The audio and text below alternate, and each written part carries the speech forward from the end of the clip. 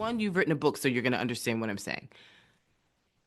I always try and explain to people if you wait until the final finish line to celebrate, Hmm. Yeah. you are missing all of life, right? You Yeah. know that when you wrote that book, if you wait until the book is a physical copy in your hands, that's years and years from when you first had that concept to when it became a New York Times bestseller. But I do know that you needed to celebrate. I finished chapter one, a Yes. draft of chapter one, not even good chapter one, just a Yes. draft, right? And then you had a draft Absolutely. of chapter two. You had a paragraph of chapter three, right? And so you have to just keep celebrating. Anyone who's a runner, which I don't believe in running, but if you run marathons or, 5Ks or whatever, you can't wait until celebrating after 26.2 miles. You got to sort of give yourself a little pep talk. It's like, I made it through mile one. I made it to mile two, right? You've done more than most people. You've done more than Chrissy Greer could do. So for me, I celebrate the little wins, right? If you got a lower court who's like, shut it down, we're not doing it. Now, granted, yeah, the appellate court might reverse the decision, but I still have to make sure that we sort of take time to recognize like the resistance is winning. The fight continues, right? We can't, if we wait to celebrate until racism is eradicated, we will just sit in a corner and do nothing. I will also say this, and Danielle Moody and I do Yeah. MSNBC together. I do her podcast all the Yeah. time, and Sure. we've become good friends over the years. And we joke because when we first became friends, she was like, "Chrissy, the world is on fire," and I was like, I had a praying black grandmother, and I just feel divinely protected. I Mm. do. In this moment, I am not afraid. I do not fear these people. I think that my ancestors are stronger than theirs since they love eugenics so much. I do think that, like, never underestimate the power of a praying black grandmother, people who prayed for you before you even existed. So it's like, I don't see, and granted, there's a lot of harm being done. And there's a lot of harm that has been done in this country. And it seems as though we are rolling this train backwards and quickly. But I Hmm. definitely need to recognize that, like, if we sort of stick together, something that law firms and universities and media outlets refuse to do, but if we come together, it's like all that energy of our ancestors becomes the thing that is protective and helps us advance. And so that's kind of the vibe that I'm on. And I'm just like finding other people who believe in like the work and we can do it in different ways. Like I don't begrudge people who, make a ton of money in corporate America. It's like somebody's going to finance this revolution. We Oh can't all yeah. be broke teachers, Sure. right? Like please. Yeah. So I think that we all have a role to play. And as long as we play that position, we will be okay. And I think recognizing that like there are some communities that are under fire in ways that, we're not. So it's like so then we need to keep the level head Yeah. because It's funny you recognizing talk that our about. community could come under fire as well, but it's like until it does, we need to sort of collectively act. We need to work on behalf of others. We need to sort of keep a level head so we can actually do certain things that they can't do right now. Yes, I'm an American. I always have to be filled with Yeah. hope. I'm an Yeah. educator. In my heart of hearts, when things came through that night on November 5th, I will say, was I a little surprised at the extent to which she lost, right? Where you had a place like North Carolina that said no to Kamala Harris, but yes to all the Democrats down the ticket, right? Pennsylvania, I thought Josh Shapiro would be able to deliver it because I know Josh Shapiro wants to be somebody. So that's what I told myself. I Love. was like, oh, Pennsylvania will go her way because Josh Shapiro will make sure that he brings home Pennsylvania because he wants to have a future, right? Governors have to deliver if they want to still be in the conversation. So there were several states, swing states and sort of purplish, that I thought could go her way. But we know this country. So as Yeah. disappointing as she may be, she's not surprising. There's one part of the article where you write, and yes, I am aware there are a few black ostriches too. And you link to somebody who was featured in the New York Times. And it's almost like a page straight from my book, the New York Times bestseller, The Grift. I know that's right. What do you You better say And it. these black ostriches, they aren't going nowhere. Like they got a full blown feature in the New York Times with photography and everything. Hmm. What do you think about these black ostriches?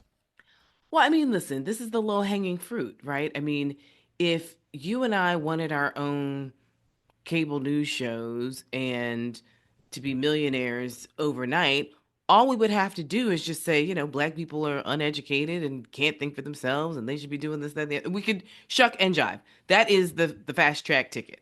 Like, if I started saying those types of things, I would be plucked from the Republican Party and they would be running me for governor of New York. Like, I'm well aware of that. I joke with my Right. academic friends all the time. We know that, like, if we wanted to make real money, we could just Good start check. saying certain things and we would skyrocket to the front of the queue. Yeah. And that's a strategy. Here's what I say to that. And some people fundamentally believe it, but a lot of people, we know, they believe it because it pays. It pays better than sort of Absolutely. being with the masses. But here's how I feel, Clay. And as you get older, you start to have mortality, right? As you lose grandparents and parents and friends and all the things. And I'm very clear that at some point in time, I'm going to meet my ancestors.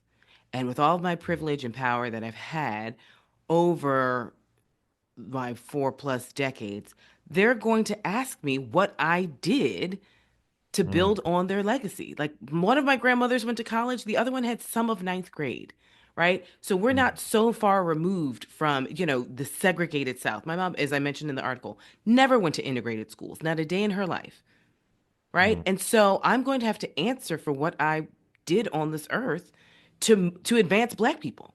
That is my charge. That is my mission.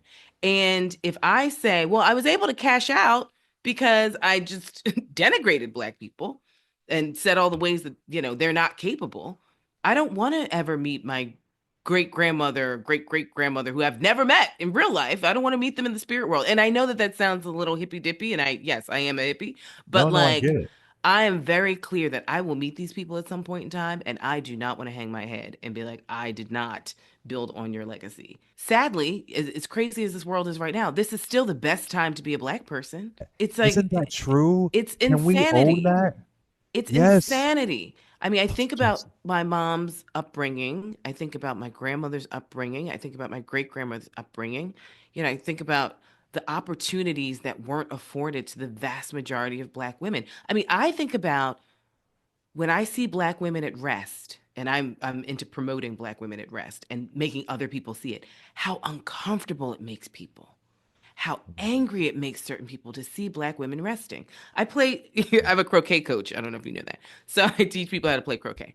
And I set up black girls play croquet. So I just had a whole bunch of and what is champagne. croquet again? Is that like It's with the the thing? mallets and the balls, and it's like Oh, six different okay. colors. Okay. It's a great game. Great for kids, great for adults.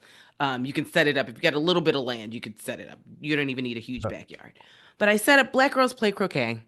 Just invited whole black women. I'm like, I'm gonna be this part of the park, just playing croquet. Got some champagne and some cans, and just gonna drink some bubbles and play croquet. The number of people who had to make a comment about seeing 8 black women on a Saturday morning playing croquet. Some Mm. of it's like, oh wow, what are you all doing? Like, minding our business. That's what we're doing. That's one. Two, it's croquet. Right. Um, but then some people just like, ugh, uh, I mean, you always just what? I mean, just befuddled, Mm. bewitched, and bewildered, right? I mean, they could not understand how black women could be carefree, enjoying their own lives on a Saturday morning, because Sunday mornings for black girl cleaning, but Saturday morning, just drinking champagne and playing croquet. It's Mm. just, and I think I'm trying to normalize. Some people do it via brunch, right? That beautiful picture of like folks marching on Saturday, black people having brunch. Like, oh, what are they doing? That's interesting, right? But I definitely think that we've come a long way in this country. We have a long way to go. Do not get me wrong. But the fact that I get paid to write and to think and to educate, I get paid to do that when it was illegal for all three of those things Absolutely. just not too long ago. So I recognize the shifts that have been made, and I fundamentally recognize what still needs to happen, and I am prepared to do that work.